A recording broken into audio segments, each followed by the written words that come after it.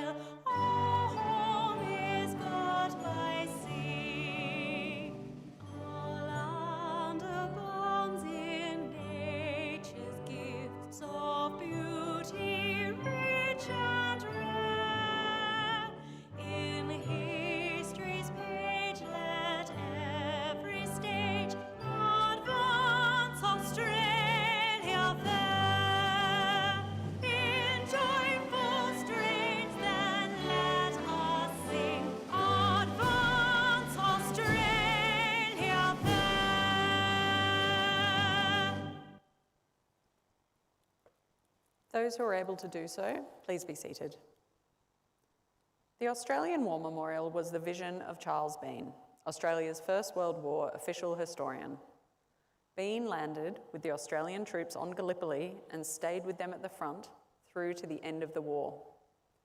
The idea of this national memorial and museum came to him at Pozières, France, in the depths of the bloody fighting of 1916.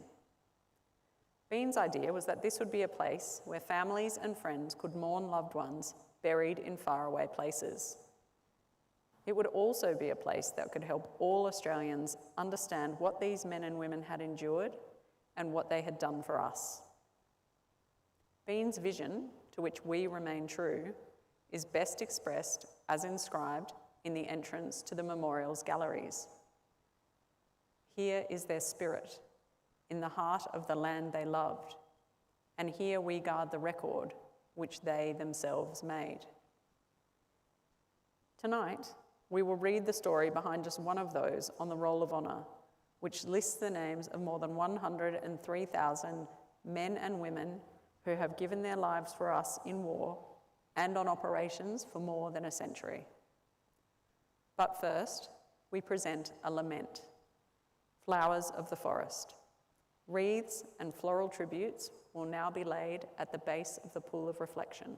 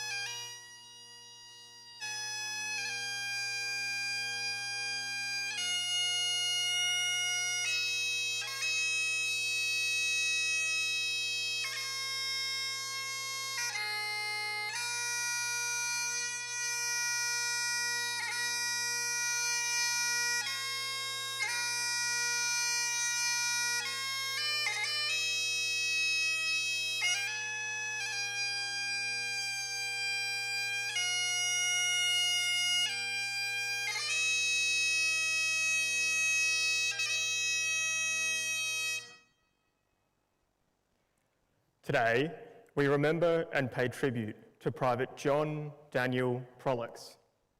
He was born as Johann Daniel Proellocks on the 4th of August 1893 in Toowoomba, Queensland, to George Gottfried Michael Proellocks and Katharina Fett. He was one of 9 children. He grew up on the family property, Eaton Vale, near Canberra. John's father, known as Michael, died on the 10th of May 1910, aged 52. As the world headed towards war, anti-German sentiment increased across Australia. As a result, John and several other members of the family anglicised their names in an attempt to avoid persecution. By the time the First World War began, John Proellocks was living at home and working as a drover. He twice attempted to enlist, unsuccessfully, being rejected both times on medical grounds. He enlisted successfully on the 7th of September 1915. On Friday the 19th of November, he and 2 other men destined for the Western Front were given a farewell social event by the Wairima Patriotic Association. Each man was presented with a wristwatch as a token of the town's esteem. After completing his initial training, he was allocated to the 13th Reinforcements to the 15th Battalion. He embarked with other reinforcements from Brisbane on the 3rd of January 1916 aboard the transport ship Kiara, bound for Egypt. On the 1st of April 1916, he transferred to the newly raised 47th Infantry Battalion, part of the Australian 4th Division. He soon acquired the nickname Prolly from his mates. The 47th Battalion arrived in France in early June. Only days later, John was admitted to hospital, suffering a stomach complaint. He spent most of the rest of the year in hospital or convalescing.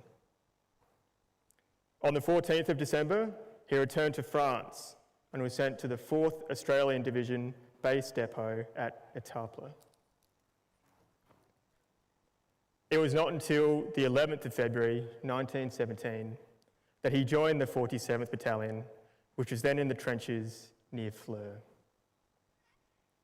A month later, he was evacuated sick, this time with scabies.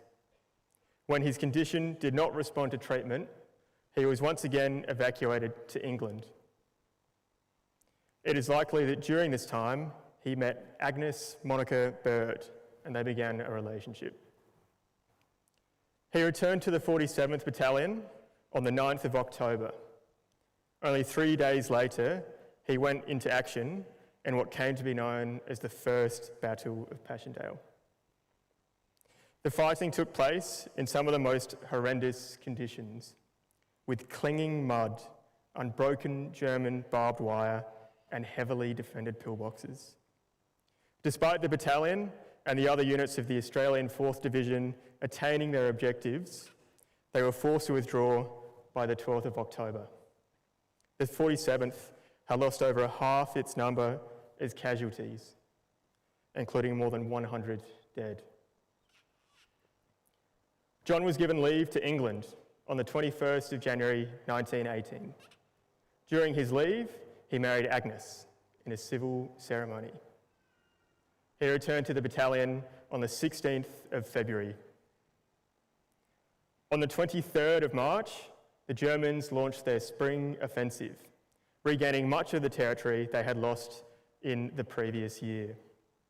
On the 27th, Proellocks' battalion went forward to meet the Germans near the town of Dernancourt.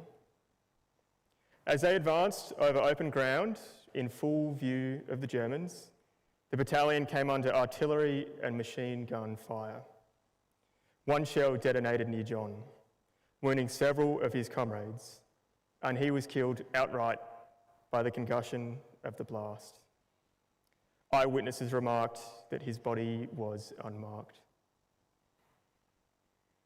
His body was laid to rest in the Dernancourt Railway Line Cemetery, but after the war, his grave could not be identified. Today, he is commemorated on the Villa Bretonneux Memorial. He was 24 years old. The Proellocks family suffered further indignity when John's wife, Agnes, asked for money to travel to Australia. The money was sent, but she never appeared. John's mother engaged a local lawyer to ascertain the character of her son's wife. Investigation soon proved that Agnes had already moved on with another man. She had taken his death benefits, memorial scroll, and memorial plaque. But John's mother was able to stop anything further going to Agnes and was able to receive her son's medals. His name is listed on the Roll of Honour to my right, among almost 62,000 Australians who died while serving in the First World War. His photograph is displayed just beside the pool of reflection today. This is but one of the many stories of service and sacrifice told here at the Australian War Memorial. We now remember Private John Daniel Proellocks, who gave his life for us, for our freedoms, and in the hope of a better world.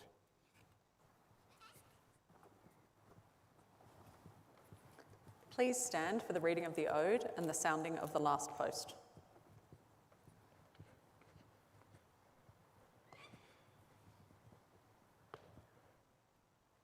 They shall grow not old, as we that are left grow old. Age shall not weary them, nor the years condemn. At the going down of the sun, and in the morning, we will remember them.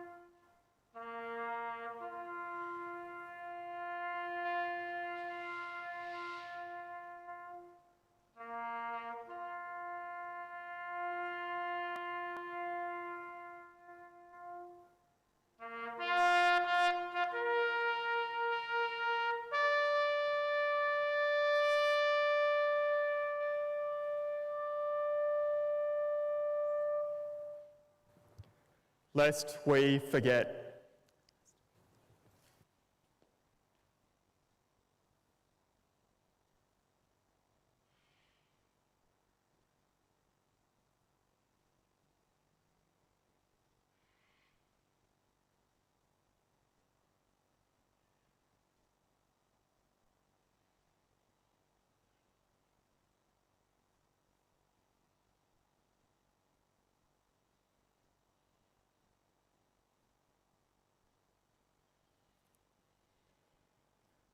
We leave you this evening with the words of the memorial's founder, Charles Bean.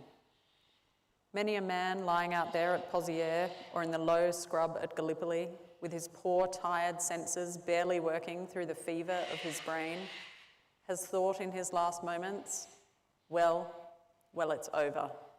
But in Australia, they will be proud of this. Ladies and gentlemen, girls and boys, that concludes the last post ceremony. On behalf of the Director staff, and volunteers, thank you for visiting the Australian War Memorial today. We wish you all a very pleasant evening.